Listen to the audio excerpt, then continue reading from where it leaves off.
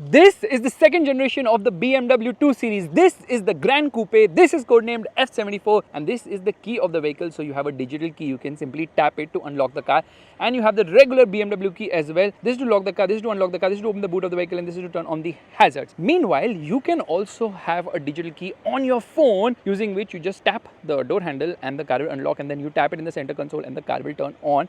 So all those features are also there in this vehicle. Now the design might remind you of certain cars I don't want to name at the moment, but yes, it definitely looks better when compared to before. Straight away, let's open the engine because this car is only available with a single petrol engine. That's the reason it's known as 218, not 218i. Yes, this is a petrol engine. This is 3 cylinders. What's happening? There's insulation right here.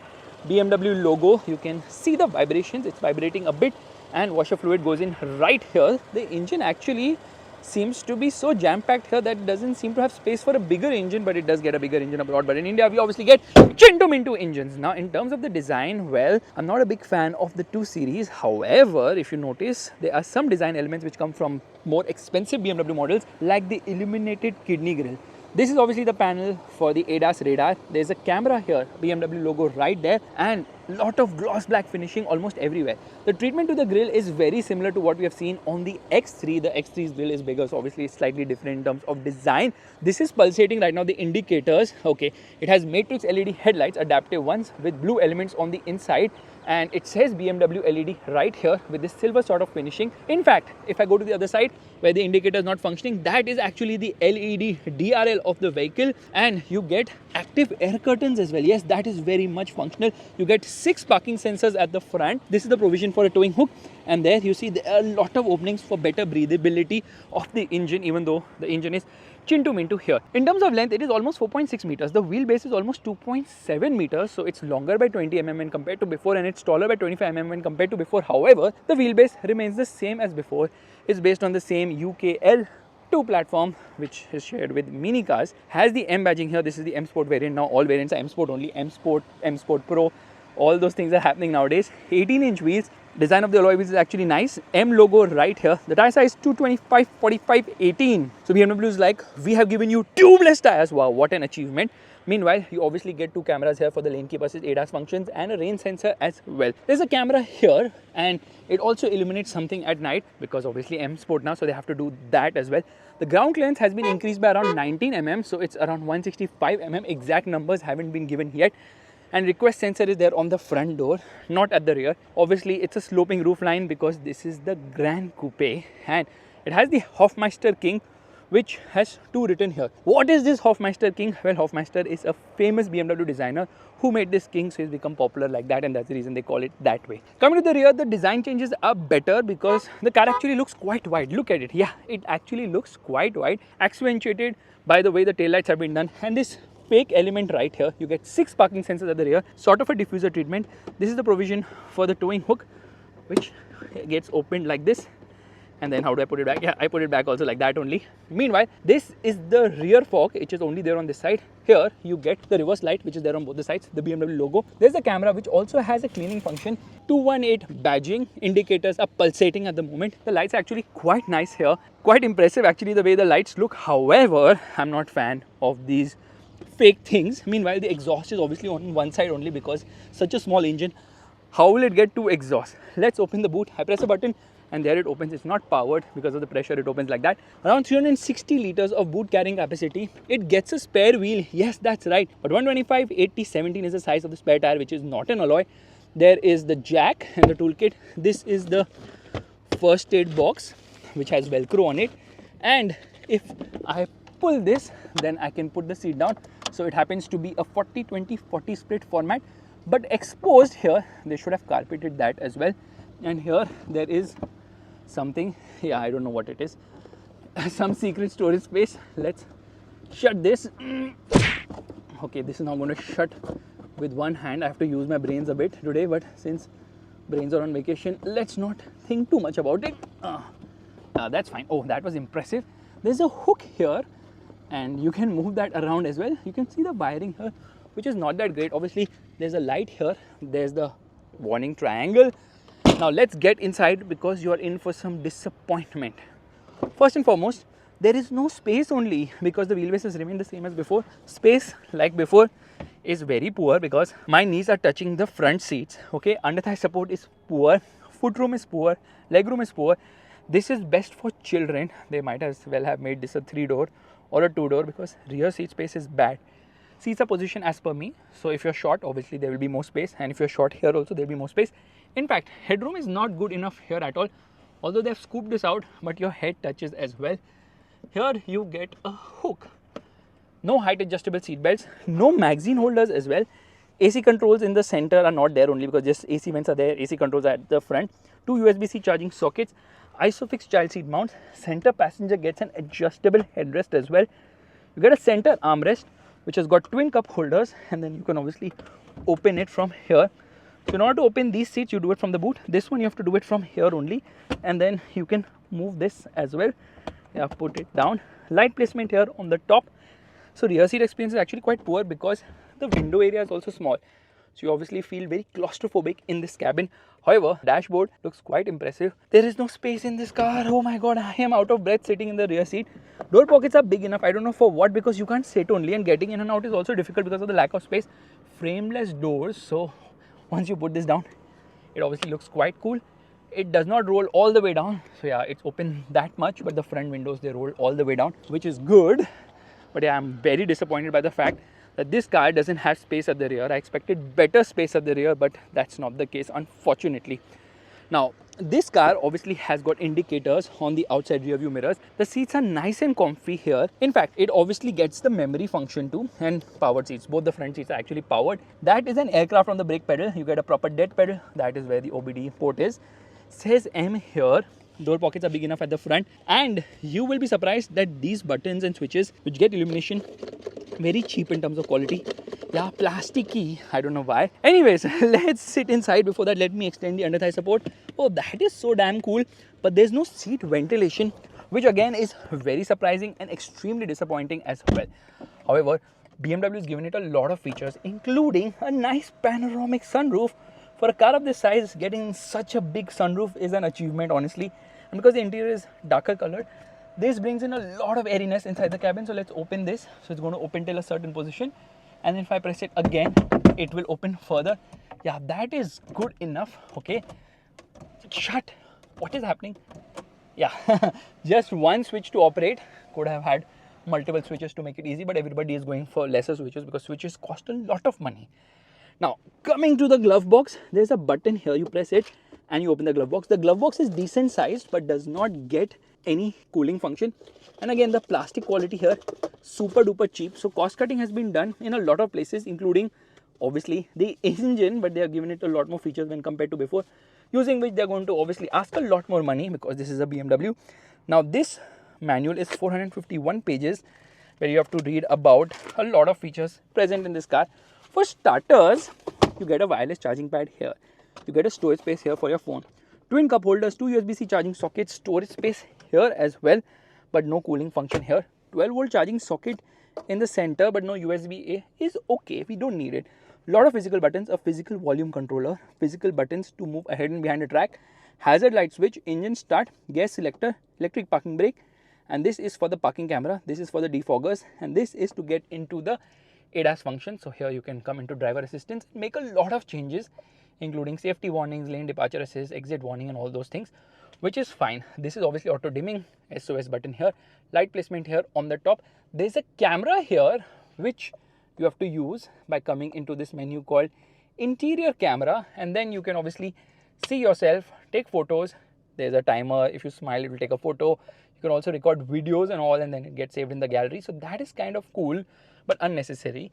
And here you get a mirror as well as a light. Same is the case here as well. But notice one thing, this quality again, not that great. There's a microphone here on the top. The steering is awesome because it has this sort of a metal finish along with M badging here, and it's adjustable both for reach as well as rake. However, that is manual. You get a heads-up display with AR view, which is fantastic. Look at this ambient lighting, which is kind of cool. You get the M colors on the dashboard. So they made it very funky because they believe people under 40 only buy this car.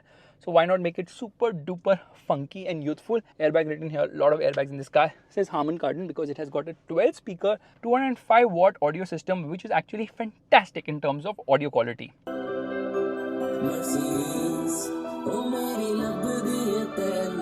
You get two interior color options. Yeah, the upholstery options are there, two of them, and it says boost here on the pedal, so it gives you boost. We'll talk about that when driving the car. These are actually the controls for the cruise control system. These are the controls for the audio as well as this particular screen. Now that is a 10.25 inch screen, which depending on what mode you are in will change what you see here.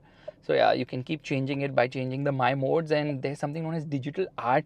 What the fluff is that? So yes, when I'm driving the car, I'll obviously make changes to it. You can come into various modes here as well. So there you see, you can change what information you see, including a G-force meter. And then that's not all. When I come into a different mode, like a personalized mode, I can also change the layout. Yes, this is having multiple layout options as well, but not that impressive, not that I like any of them. And then heads up display also has got two options. One is the standard view, and then there's a sport view as well. Yeah, that is the standard, that is the sport view. It's a bit of flickering happening right now.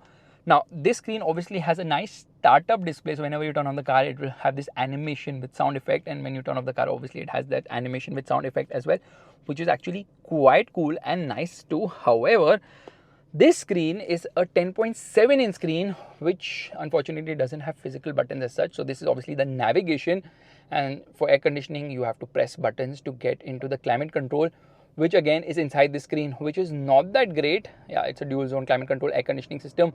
You can make changes, you can customize stuff. There are a lot of widgets here. You can see a lot of widgets. So there's Apple CarPlay, Android Auto. Both of them work wirelessly here. Let me quickly turn off the air conditioning because it will go make some sound here. Now, good thing here is that it is decently well organized. There's a drive recorder which lets you record from the all four parking cameras. So there are 360-degree parking cameras, 4 of them. So you can record from all the 4 cameras as well.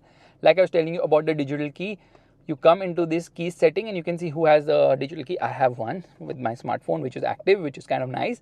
And that's not it, because you have Wi-Fi as well, and you can tweak a lot of parameters, but no seat ventilation at this price. Beyond shocking, honestly. Let's come into the parking camera. This is the 360-degree parking camera, actually is good in terms of quality. Look at that. Yes, then we can change the views as well.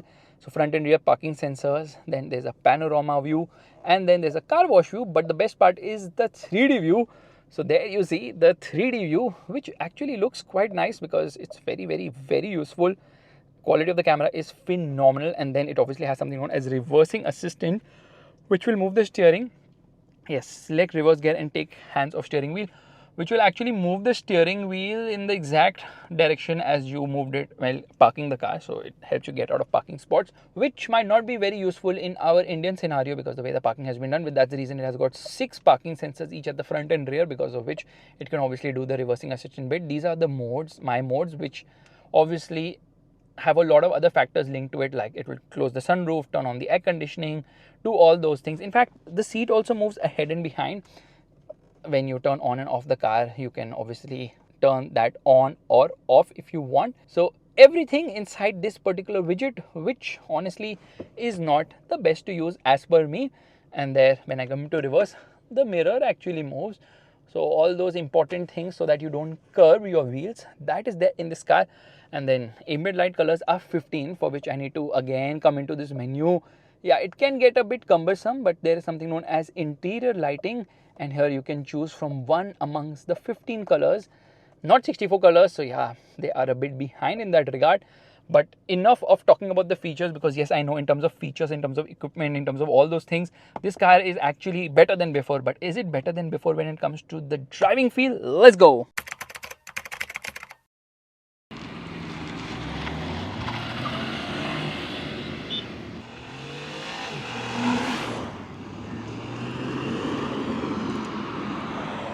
All right, it's time to start driving. Let's turn on the car. Just notice one thing, that the window, it opens slightly when you open the door, and then it shuts back, that so that it can seal from any sort of wind coming inside.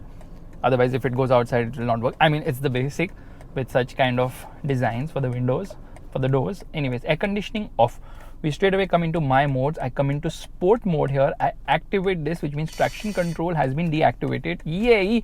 Which means that I can come into adaptive content, which is a bit difficult to understand because I think it is in live vehicle journey data adaptive. Yes, there it is. So you've got power and torque meters, And I straight away come into reverse to show you that this camera actually moves because of software. That's right, it moves because of software, both at the front as well as the rear. This is a curved screen using BMW iOS 9. Why am I saying iOS? Anyways, off we go. Let me change this also. That is actually the parking sensor view. We are going to put the G-force meter right now so that you can feel the power. I've come into sport mode, but the gearbox is actually in drive, which is kind of funny. Let's do the horn test. Horn is decent. Now on such roads I cannot climb, only look at that, so I have to actually angle the car from the side to get up to the main road. Yeah, that's the reason why people love SUVs these days. Let's do the wiper test. A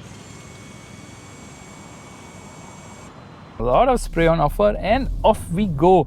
Straight away I'm going to come into sport mode, and the steering actually feels light here. It's not a heavy steering.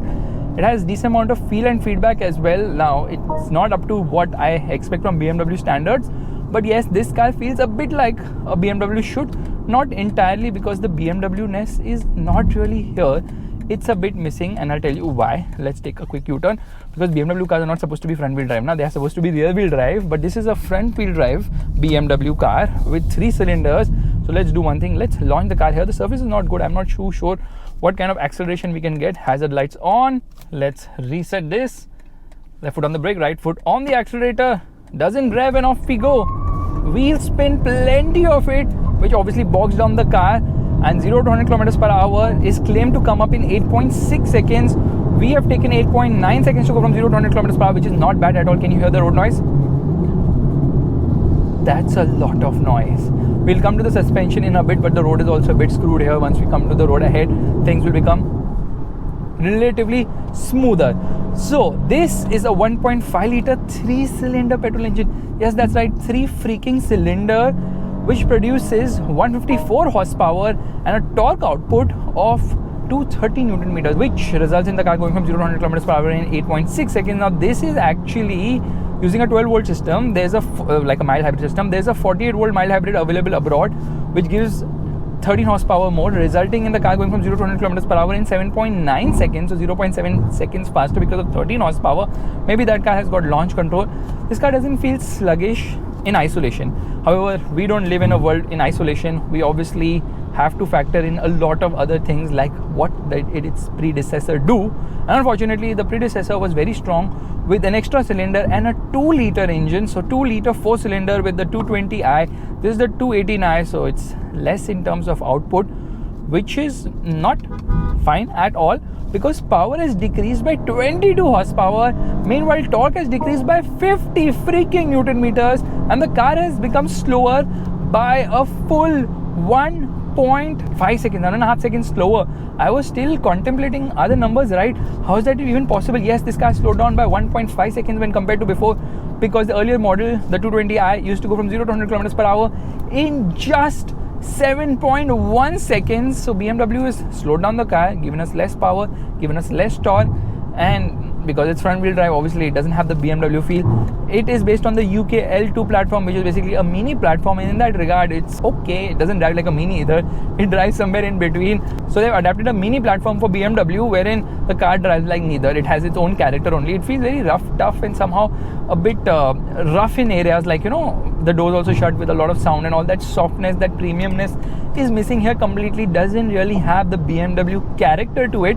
The ride is smooth. Actually, it is on the stiffer side, but now they've opted for 18-inch wheels. So earlier when they launched the car, last generation, the first generation, it had 18-inch wheels.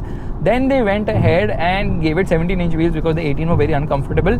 Now they said that they have gone to one size bigger tires from 17 to 18 while maintaining the same tire sidewall, because of which this car's ride comfort remains the same. However, it doesn't have run flat tires. It has got tubeless tires. Wow, what a discovery here. So because of the tubeless tires, obviously ride comfort is better when compared to run flat tires. Ride is good. Actually, ground clearance is also decent enough. You'll not really complain about the car scraping over bad bumps and all those things, so you have to be a bit careful. Obviously, handling is decent. It's not great, it's not bad at all. It feels nimble, it doesn't feel its weight, it kind of feels on the lighter side. So yes, it's a decent car to drive, but not really a car which you would buy for driving pleasure. So this is not the ultimate driving machine. That is the BMW 3 Series. So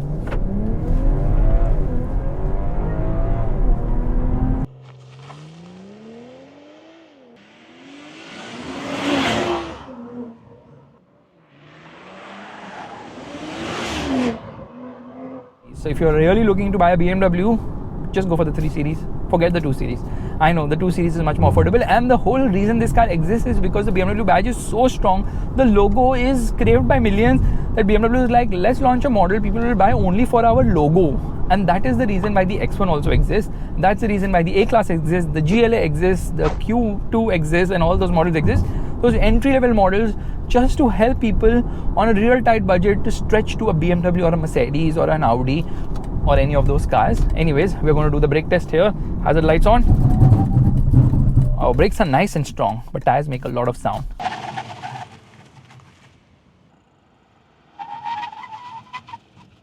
Alright, left foot on the brake, right foot on the accelerator, hazard lights off, revving the motor. Let's reset this.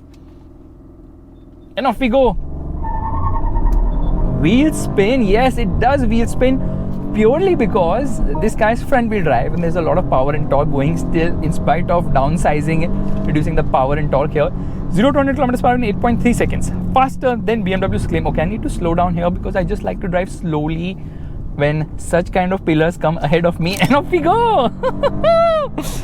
The sound is a bit on the sportier side. Yes, the engine sounds sporty. It redlines all the way till 6,500 RPM, slightly more than 6,500 RPM. You've got manual control of gas, but see, have downshifted to second. It will not hold on to a gear. It will upshift at around 6,700 RPM. By the way, there's a manual mode. There's obviously the regular sport mode and the regular drive mode. So these are the various modes of this car. And in terms of fuel efficiency, it's claimed to be 16.35 kilometers per liter. Now the gearbox is fast shifting because this is a 7-speed dual clutch automatic gearbox. It's quick with shifts, doesn't hesitate as such. And because it is being driven in sport mode, you might expect it to have all the 154 horsepower. No, this is actually 137 horsepower because it gives the full fat 154 horsepower in boost mode. So if I keep this pressed, there, boost activated for 10 seconds, wherein it is giving an additional boost of 17 horsepower. Otherwise, power is 137 horsepower. And then it gives an additional boost of 17 horsepower to take the overall power output to 154 horsepower. You know what's 154 horsepower? That's less than what the new Verna offers. It is actually less than what the new Creta offers. The Creta Turbo Petrol and the Seltos and all those cars offer. Yeah, that is surprising that a car which costs close to 60 lakh rupees is offering so less power. In fact, top speed is 230 kilometers per hour. So in that regard, it is faster than the aforementioned Korean cars. But then come on, we need more power, especially when you're offering us power before. Why would you reduce the power and torque output? That's something I don't understand. So I forgive them for reducing or downsizing the petrol engine because who really cares? But they've not given us the diesel. They have not given us a fantastic 220D, which is to wheel spin even crazier still.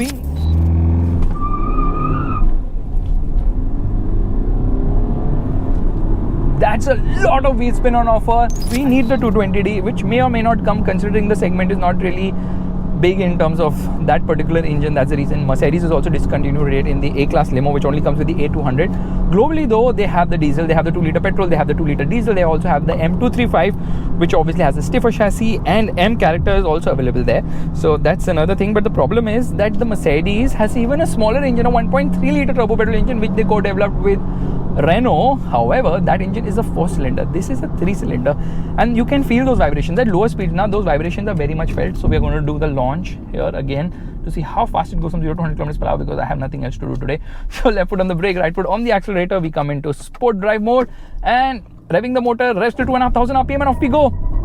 Wheel spin, yes.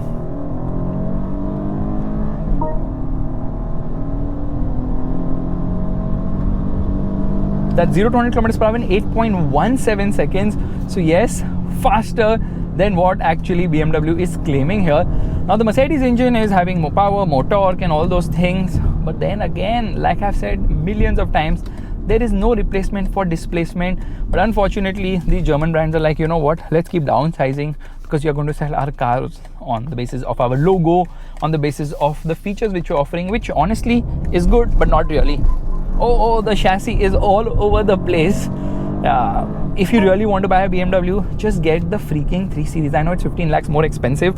So the current pricing of the 2 Series starts at rupees 53.32 lakhs for the 220i M Sport, and M Sport is like become the base variant. It's become the LXi now because then after the M Sport there's the M Sport Pro variant, and then there's the M Sport Performance Edition, then the M Sport Shadow Edition. So yeah, they are leveraging the M logo quite a lot here.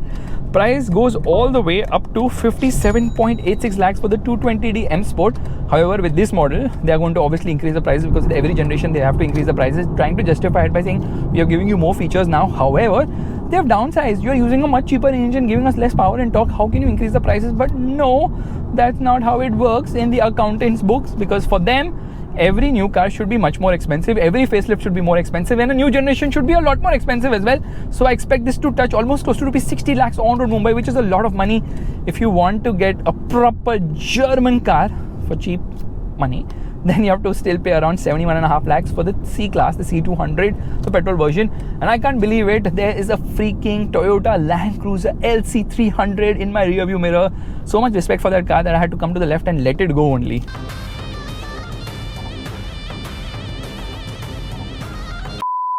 I've just turned on the navigation here because amazing navigation from BMW. I need to take a turn here. It's going to show me today or what. So it has this camera which shows you display, which is just phenomenal. Anyways, coming to the A-Class limousine, it is currently priced more than the 2 Series because the 2 Series are a lot of variants. The higher variants obviously cost more than the A-Class limo, but the A-Class limo costs rupees 55 lakhs on road Mumbai. And remember, because these cars are really not much in demand now, these brands end up giving a lot of discounts on these entry-level models because they are not that popular now. Okay, hi. Anyways, so now talking about the 3 Series long wheelbase. Problem is because it's long wheelbase and it has a bigger engine and all, it costs more money. Yes, the 3 Series now costs around rupees 75 lakhs for the 330 Li. Meanwhile, 50,000 more for the diesel version, which means that if you're really wanting to get a German proper rear wheel drive sedan, then you have to get the C-Class, like I already told you, 71.5 lakhs, 71.5 lakh rupees. Why is the C-Class cheaper? Simply because the C-Class is not long wheelbase and the petrol engine is a 1.5 litre unit. So the bigger the displacement, the more the money you have to end up paying to the brand. BMW obviously offers more power with the 3 Series, and the 3 Series is easily the best freaking car you can buy right now in terms of sedans for self-drive, because the 5 Series they've kind of messed it up. 7 Series is too expensive and a little polarizing as well, but the 3 is something which is so damn awesome. Anyways, the navigation wants me to go somewhere behind. It has this camera view. I don't know why the camera view is not working right now. How do I go full screen here? Yeah, there it is, the full screen view. Now it's telling me, see, turn left. That is so freaking awesome. I will do one thing, I will change the display here because there are a lot of things to see. But let's change the my modes and let's come into, say, something really ridiculous like digital art. What is this, bro? Who wants to see such a thing? But yeah, that is available as well. Doesn't hesitate as such in terms of performance. So even though downsizing has happened, most owners won't really care about the lack of performance because they're like, what the hell?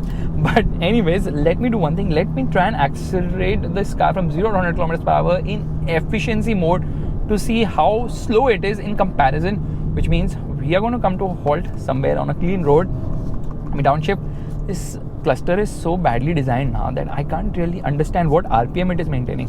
In personal mode, it does not even show me a tachometer. What are you talking? No tachometer visible.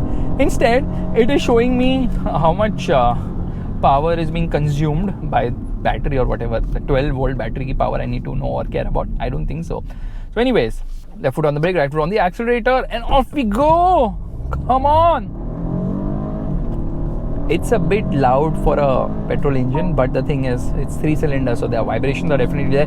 0 to 100 kilometers per hour in 8.6 seconds doesn't really slow down much.